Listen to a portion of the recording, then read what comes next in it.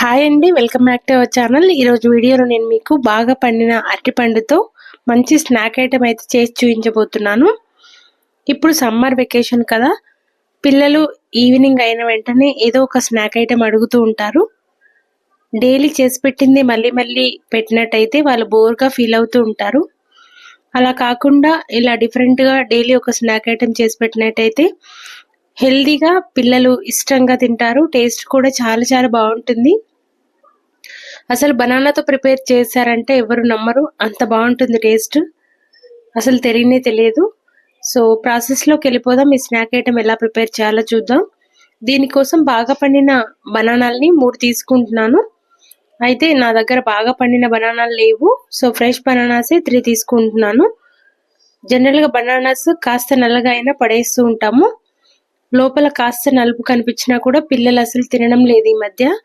అందుకని చెప్పి బాగా పండిన బనానాలని పడేయకుండా ఇలా స్నాక్ ఐటెం చేసి పెట్టినట్టయితే హెల్దీకి హెల్దీ, టేస్టీకి టేస్టీ.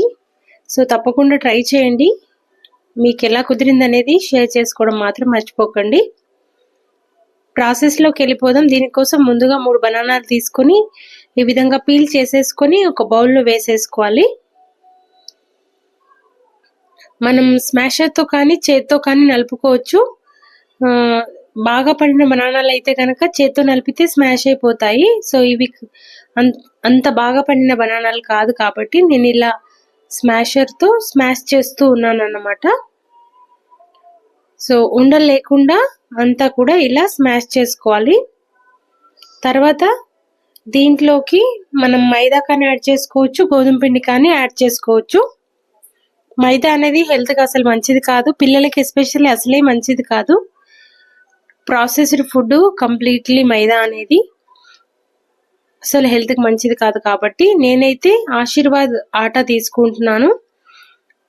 సో నేను ఫస్ట్ అయితే 2 కప్స్ తీసుకొని గోధుమ పిండిని ఇలా ఈ బనానా స్మాష్లో యాడ్ చేసుకొని స్పూన్ తీసుకొని మిక్స్ చేస్తూ ఉన్నాను. తర్వాత దాన్ని పక్కన ఉంచుకొని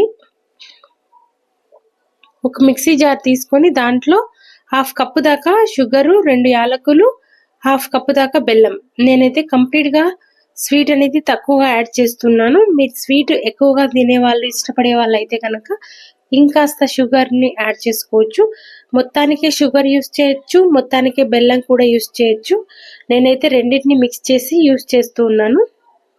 స్వీట్ అనేది చాలా తక్కువ యాడ్ చేశాను నేను తీసుకున్న క్వాంటిటీకి. సో ఇలా ఆ పౌడర్ని కూడా మనం బనానా స్మాషర్ మిక్స్లో యాడ్ చేసుకొని మొత్తం అంతా కూడా కలుపుకోవాలి. షుగర్ పౌడర్ యాడ్ చేస్తున్నాం కాబట్టి కాస్త జిగురుగా మెత్తగా అయిపోతూ ఉంటుంది. అవసరమైతే కన్సిస్టెన్సీ చూసుకొని ఇంకో 1 కప్పు దాకా పిండి కూడా యాడ్ చేసుకోవచ్చు.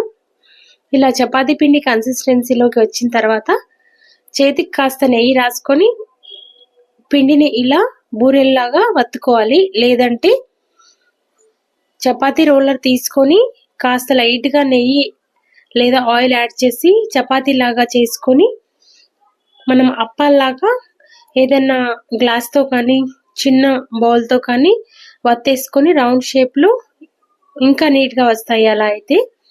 సో నేనైతే చేతితో ఇలా అప్పాల్లాగా వత్తుతున్నాను అనమాట. అన్నిటినీ కూడా అప్పాల్లాగా ప్రిపేర్ చేసుకొని ఆయిల్ బాగా వేడైన తర్వాత ఆయిల్లో డీప్ ఫ్రై చేసుకోవాలి. ఫ్లేమ్ అనేది మీడియం ఫ్లేమ్లో ఉంచుకొని డీప్ ఫ్రై చేసుకోవాలి.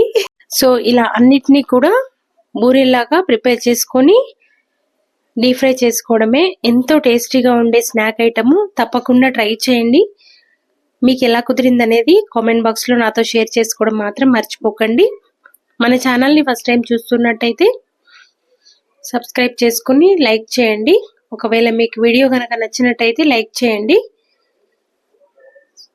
బెల్ ఐకాన్ క్లిక్ చేయండి. అప్పుడే నేను చేసిన వీడియోస్ అన్ని కూడా మీకు నోటిఫికేషన్ ద్వారా వస్తాయి. సో ఇలా అన్నిటిని కూడా డీప్ ఫ్రై చేసేసుకోవడమే. చాలా చాలా టేస్టీగా ఉంటాయి. Healthy snack item.